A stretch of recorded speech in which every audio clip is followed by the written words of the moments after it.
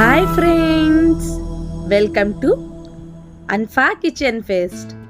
ఈరోజు mutton curry ఎక్కువ మసాలాలు లేకుండా సూపర్ టేస్టీగా ఎలా చేయాలో చేసి చూపిస్తాను, చూడండి. 1/2 kg మటన్ని ఇలా మీడియం సైజ్ ముక్కలుగా కట్ చేపించి తీసుకున్నాను.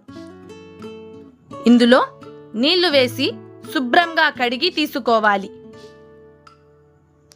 ఇలా శుభ్రంగా కడిగిన మటన్లో 1 స్పూన్ సాల్ట్, 1/2 స్పూన్ పసుపు, సన్నగా చాప్ చేసిన ఆనియన్, 1 స్పూన్ ఆయిల్ కూడా వేసి ఇలా బాగా కలుపుకోవాలి. నీళ్లు ఏం వేయకుండానే మూత పెట్టి మీడియం ఫ్లేమ్లో 2 విజిల్స్, హై ఫ్లేమ్లో 1 విజిల్ వచ్చేంత వరకు మటన్ని ఉడకనివ్వాలి. మనం తీసుకున్న మటన్ని బట్టి ఉడికే టైం అనేది డిపెండ్ అయి ఉంటుంది. నేను కొంచెం లేత మాంసాన్ని తీసుకున్నాను కాబట్టి తొందరగానే ఉడికింది. మీరు ముదురు మటన్ తీసుకునేటట్టయితే 4 లేదా 5 విజిల్ల వరకు మటన్ని ఉడకనివ్వాలి. మటన్ని ఒకసారి ఇలా చెక్ చేస్తే చూసారా ఎంత పర్ఫెక్ట్గా కుక్ అయిందో. ఇలా కుక్ అవ్వాలి.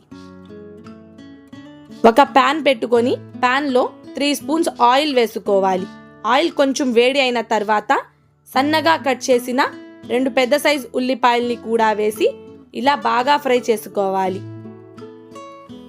ఆనియన్ కొంచెం ట్రాన్స్పరెంట్గా అయిన తర్వాత 2 పచ్చిమిర్చి కూడా వేసి బాగా ఫ్రై చేసుకొని 1 పెద్ద సైజ్ టమాటాని సన్నని ముక్కల్లాగా కట్ చేసుకొని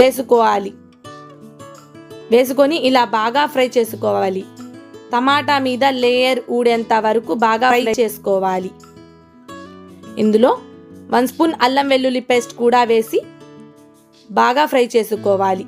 అల్లం వెల్లుల్లి పేస్ట్ కొంచెం ఫ్రెష్గా తీసుకుంటే ఫ్లేవర్ చాలా బాగుంటుంది. 2 స్పూన్స్ కోకోనట్ పేస్ట్ని కూడా వేసి ఇలా బాగా ఫ్రై చేసుకోవాలి.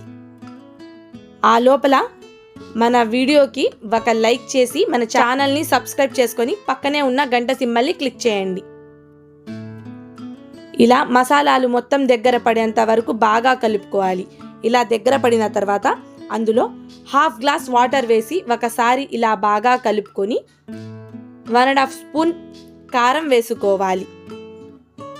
కొంచెం స్పైసీనెస్ ఎక్కువగా తినే వాళ్ళైతే 2 స్పూన్స్ వరకైనా వేసుకోవచ్చు కారం. గ్రేవీ ఇలా చిక్కబడే టైంలో ముందుగానే బాయిల్ చేసుకున్న మటన్ని కూడా వేసి ఒకసారి ఇలా బాగా కలుపుకోవాలి. ఇందులో కొంచెం సాల్ట్ వేసుకోండి, ఎందుకంటే మేము మటన్ ముందుగానే ఉడకబెట్టేటప్పుడు అందులో సాల్ట్ వేసాము కాబట్టి గ్రేవీకి సరిపడా సాల్ట్ వేసుకోవాలి. ఇలా బాగా కలుపుకొని 1 గ్లాస్ వాటర్ వేసి బాగా కలుపుకొని మూత పెట్టి ఒక 8 నిమిషాల పాటు వదిలేయాలి. 8 నిమిషాల తర్వాత ఇలా గ్రేవీ దగ్గర పడి ఉంటుంది. ఇందులో 1 స్పూన్ హోల్ గరం మసాలా అండి. ఈ గరం మసాలా నేను ఇంట్లోనే ప్రిపేర్ చేశాను. ఈ టైంలో గరం మసాలా వేయడం వల్ల మటన్ చాలా ఫ్లేవర్ఫుల్గా ఉంటుంది.